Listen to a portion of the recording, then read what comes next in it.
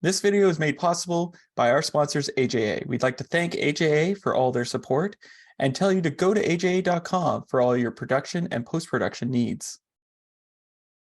Hi, I'm Gordon Burkell from Filmmaker U. At Filmmaker U, we create courses for film professionals to deepen and diversify your existing skill set. You can learn more at filmmakeru.com, or of course, follow us on Twitter at filmmaker_u. Every week, I'm joined by a film professional to discuss their work, and this week I'm joined by editor Kayla Emter, who recently worked on Flamin Hot, the directorial feature debut for Eva Longoria. Welcome to the show, Kayla. Thank you. I guess my first question for you is, how did you get involved with this movie? Yeah, I mean, nothing too special. My agent called and said, hey, I heard about this movie Eva Longoria is directing, and it's about the man who created the Flamin Hot Cheeto. And I had heard rumblings about the story previously. And I told her, I'm in, get me a meeting, I'll show up, anything. It was just a really exciting idea. And to be able to work with Eva was also going to be a great opportunity. So I was lucky to get the meeting, and yeah. So what was the initial discussions like? What were, I guess, for lack of a better way of saying it, like your marching orders, or what she was looking for in it when you first met with her? Yeah, I mean, the meeting went really well because we found out that our sensibilities aligned, and the things we love most about the story, we both shared. And we both had ideas on how to really take it up a notch. And I think a lot of it was going to be infusing a lot of personality and energy into it, because that's so much of who his character is. And so those initial conversations were a great, kickoff. And then, in the edit, when I started working with Eva, she's so smart and kind and has such a clear vision of what she wants that, it worked out well. Or she always told me, I'm really great at reacting to things. And so I loved that. And so we, instead of being super hands-on in the edit, she actually created this environment where I could run with my ideas and instincts on how to best tell the story. And then I present them to her. And, because every director works differently, but that approach worked really well because she was able to come in with fresh eyes and, big ideas and, a good direction moving forward. And so that was a good system for us. And personally, I really loved it because it was a good growing opportunity for me as an editor, because it required me to have conviction on why I was choosing to present this version over another and my reasons why. I always had a few extra up my sleeve because that's the beauty of editing, is there's several ways to always meet a goal. But yeah, I mean, we were in line for most of the movie, and she's a great collaborator, and it was a really positive experience. No, editing's like the last rewrite essentially of the film. So in what ways did the film change from the script and from the shoot when you got into editing? I mean, I think the biggest shift, which is very much the rewriting, was the structure. Originally, it was a little bit more nonlinear. Some of the flashbacks of Richard as a child and the days with him and the gang were interspersed later in the movie. And, they had a purpose in their original locations. But, kind of watching it back, we realized that Richard's, arc and his journey was much more meaningful and impactful when we could actually see where he came from and his growth. So, seeing him as a kid and going through all these obstacles, and when he finally gets the job, at Frito Lay, you're rooting for him. You want everything to go smoothly because of all the obstacles he's overcome. And so that was the biggest kind of rewrite, which also then went hand in hand with switching up some of the voiceover, because we needed to create new connecting tissue to tell a linear story.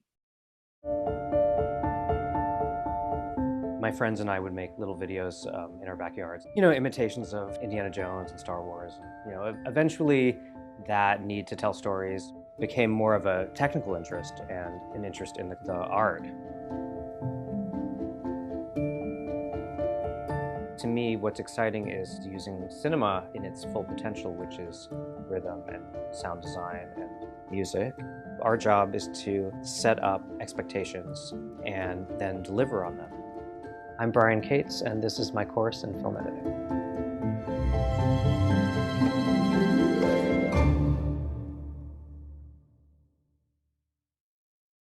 Well, that's interesting, because I'm like, if you had those like his life spread out, those are sort of like little mini fun montage quick bits. Mhm. So if you bring them more to the head, did you guys have to like create new montages elsewhere, or like how did that affect your cut down the line?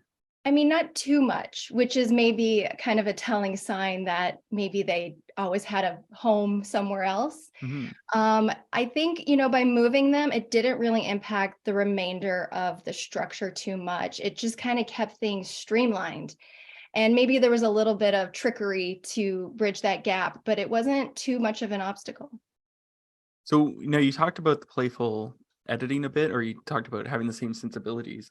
So like how would you describe, where was that stuff, some of that stuff shot on set, or was some of it created in post? Like where did that come in, and where did you sort of have your freedom in that? Which aspect are you? Well, I'm thinking, like, I think there's certain scenes, like when he does the voices of the boardroom, for example, Yeah. or like there's different, or I guess this one would have been set up on set where he walks through the crowd and then he has to reset and goes through again. Yeah, Uh, I mean, I think the fantasy sequences, yeah. those are a lot of fun. I think it's some of the most charming parts of the movie. I think it's a great opportunity to get to know Richard and his voice more. And even I always liked the idea of playing with those. And so it was this balance of reality and whimsical. We wanted the audience to not know where we were going, but we didn't want to confuse them.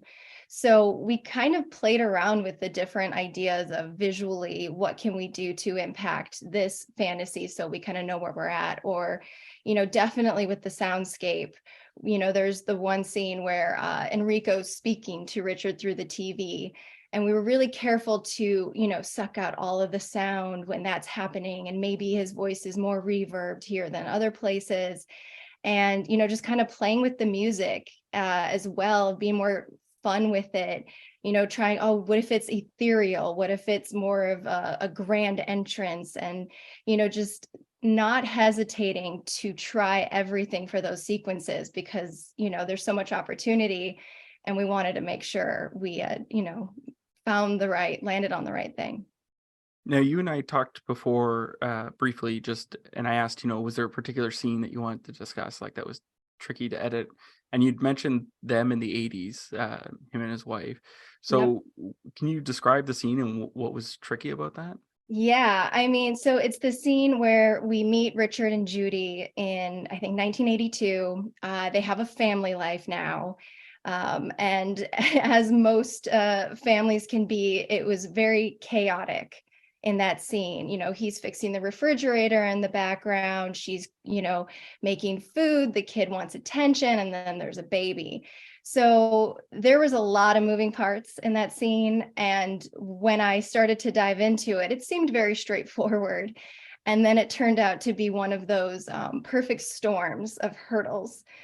So the first one is that the location was it was a really tight location. So Eva and our DP, Federico, their hands were a little tied with the coverage they could get.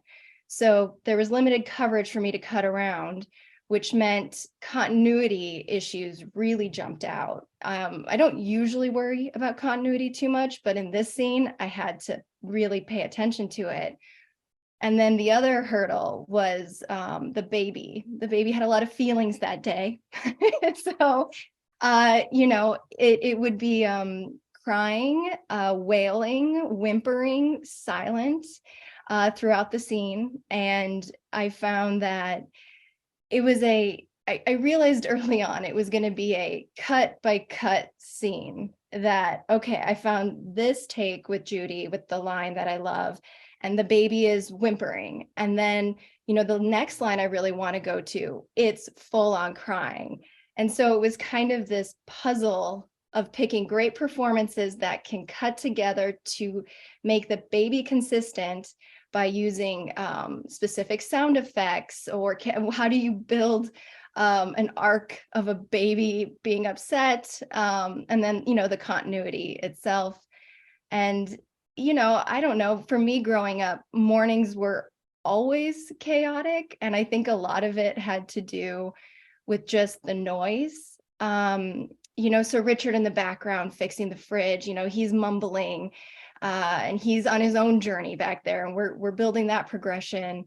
We spent a lot of time even finding the right background sound. For me, it was always cartoons, and they were always too loud. And so we played around with that in this scene, and that was a little too distracting. So now we did a radio in the background. And so it was finding the right level of chaos that everybody, the audience, could get settled into these characters, and clearly follow them, but not feel too relaxed. So it was a journey. That one, every time I watch it now, I'm like, oh, thank God. We got it. But it was hard, and it was loud editing it. Well, and that one of my questions was going to be about the noise, because you want to sort of guide people through it, but still give a sense of noise. But if the baby's making crying and everyone's sort of making noise, I guess you could say, what like, because you said Eva liked to react to it, Mm-hmm. but in this situation, you're also having to cherry pick moments and build up. So when you showed it to her, what was her reaction? Did you guys go back and rework things, or was it sort of like, because you had to sort of be very specific about what you picked, you sort of minutely altered it? I mean, I think, with the more limited options you have, it becomes very clear what's the strongest choice for performances. So we kind of landed on the right performances pretty early on. I think something we played around with was how to start the scene. Originally, the young boy Lucky would run in saying, "Mom, Mom," and was showing that his shoe was broken. And then she would go over to the sink to fill up the baby bottle. And then, then we kind of caught a glimpse of Richard in the background. So what we kind of decided to, again, set the stage was starting with Judy by the sink, having a minute to ground ourselves with, okay, now we're in a kitchen and there's a baby. And then, I wanted to see Richard pretty quickly on, because he's our guy. I want to make sure we see, here he is. This is what he looks like in the 80s. He's struggling with the fridge, so we can just absorb the sounds in the background.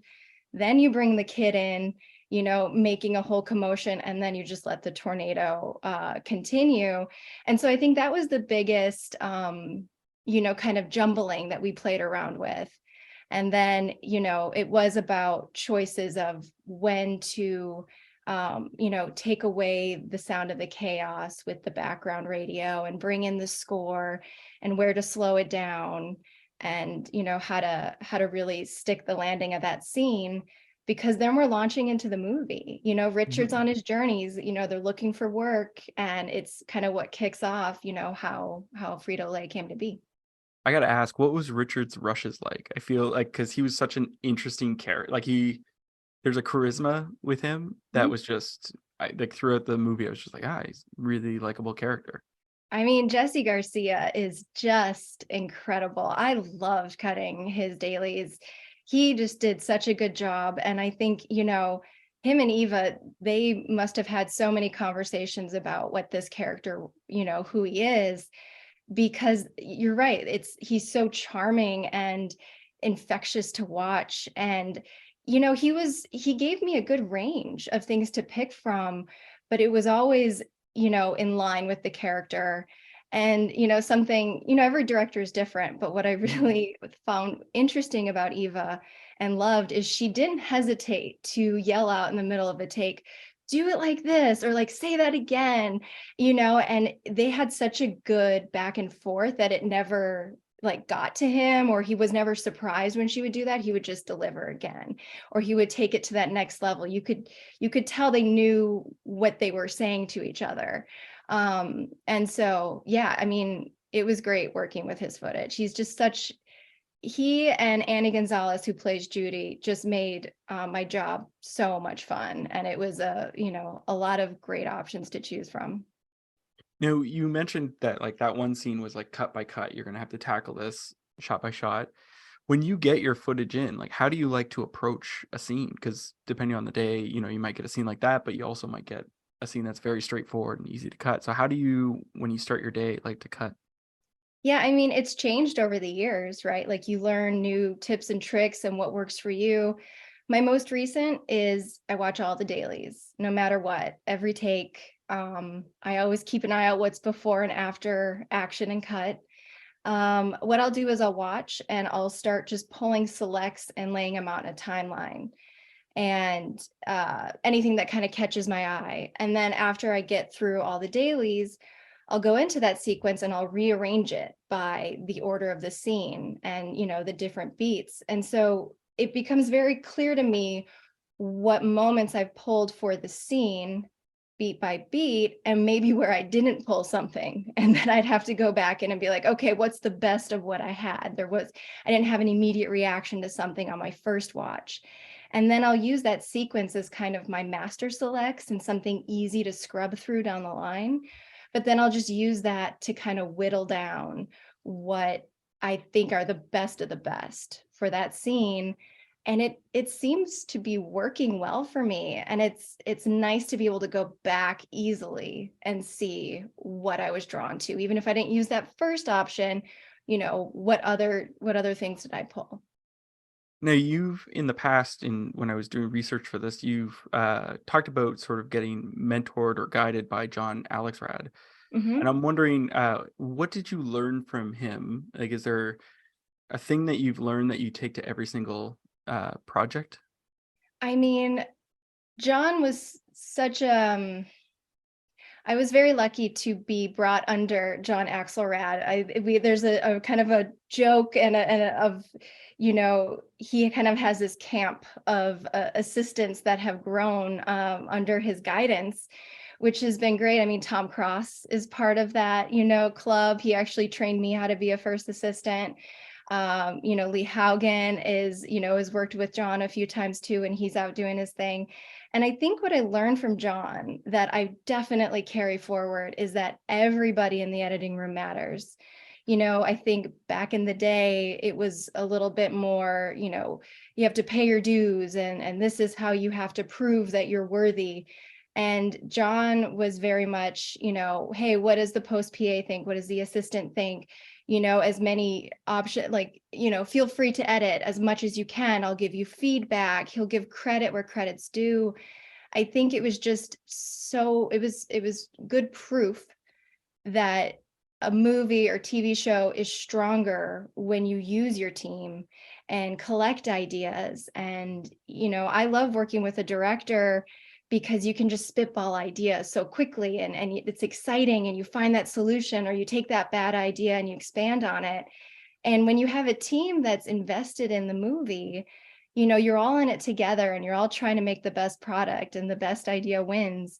And so I've always really believed in a positive, welcoming, caring editing room, because the work we do is hard and the hours are long. And I think when you walk into a space and you feel comfortable and appreciated, I think it just makes such a huge impact on the product. So now when I was doing the research for this, you talked about you had done indie films and then getting into hustlers that were sort of like, people were like, oh, you can't do montages, which is kind of absurd. And now you've grown as an editor. Is there a particular type of film or genre that you really want to tackle that you haven't had a chance yet? That's a good question. Well, I love all the types of movies I work on because I always find a new tool to use, a new mindset, a new challenge, which is what I love about editing, is there's always something new to learn. So whether it's horror or thriller, or I've done a few biopics now, there's always something to gain. I think I'm excited for, I'd be interested in trying a musical. I like the idea of something dark and, a thriller or drama, something that has a little bit more edge could be fun just to kind of practice those tools. Also intrigued by documentary. I mean, it's not something I've ever felt comfortable doing, which is kind of why I want to give it a shot, because I think there's just something pretty great about growing as an editor and a storyteller, and it will always impact the next project. So now I have to ask, what was your favorite scene to edit in this? Like, was there one that was just so much fun because of all the playfulness in the cutting room? I mean, there's so many. I think if I had to choose, and it's kind of cheating because it's not just one scene, but I'd say the montages, which is, kind of interesting going back to that Hustlers references. Montages used to really intimidate me because there's a lot. It feels very daunting, and you feel a lot of pressure to, get it right really quickly because we're always up against a clock. And, I've kind of just learned to embrace it because some will come together quickly and others do not. And your arm feels like it's going to fall off from clicking around so much, but you just kind of have to persevere and trust the process. So on this one, I think there's like 15 montages, which is quite a lot. And so I just decided to give in to the process and spend the time how I needed to and enjoy it. And, I think it was a lot of fun to put these together because you have so many layers. You have this charming voiceover, great sound design from our sound supervisor, Katie Halliday. We played around with whooshes and swooshes, and I think it created a lot of depth for the montages. And then you have iconic songs that were picked out from Eva and our music supervisor, Vanessa Perry. And then, Federico, our DP, made my life so easy for those montages there's just so much dynamic movement in them. And then again, the acting was so great. So I think I really enjoyed cutting those together and seeing them come to life. And so when I watch them now, I feel even more joy and really enjoy them. Okay, so my last question for you, what would you say is your favorite guilty pleasure film or TV show to watch? So a lot of everything I watch could be categorized as guilty pleasure, and I have no guilt. I think I'm very much a feel-good movie kind of girl at the end of the day. So I think the one I always go back to and maybe was ahead of its time was Wet Hot American Summer. That one I carry with me. I watch it constantly. I'm a big fan. Another one I always go to is Working Girl. Yeah. It always, for some reason, empowers me before a movie. I'm like, yeah, if you put your mind to something and you're determined, you can succeed. And then just because I have to say it, and again, no guilt on this one, and I think a lot of people will agree, is Top Gun 1 and 2. Those are always on a loop in my house. Now, for Wet Hot American Summer, did you watch the show too? I did. What'd you think of the show? Because they both are great. They're great. I mean, I appreciated the show for, this kind of revamp, but it was a hard switching of a mindset from what you know and love and these people that you were so invested in, and then try to wrap your head around a whole different series. But there's so much charm in that too. And I love all the new cast members that joined that series. Well, thank you so much for letting me interview you today. Thank you for having me. And that's it for this week, everyone. Make sure to check us out at filmmakeru.com or, of course, on Twitter at filmmaker_u. I'm Gordon Burkell. Thanks for watching. This video is made possible by our sponsors, AJA. We'd like to thank AJA for all their support and tell you to go to aja.com for all your production and post-production needs.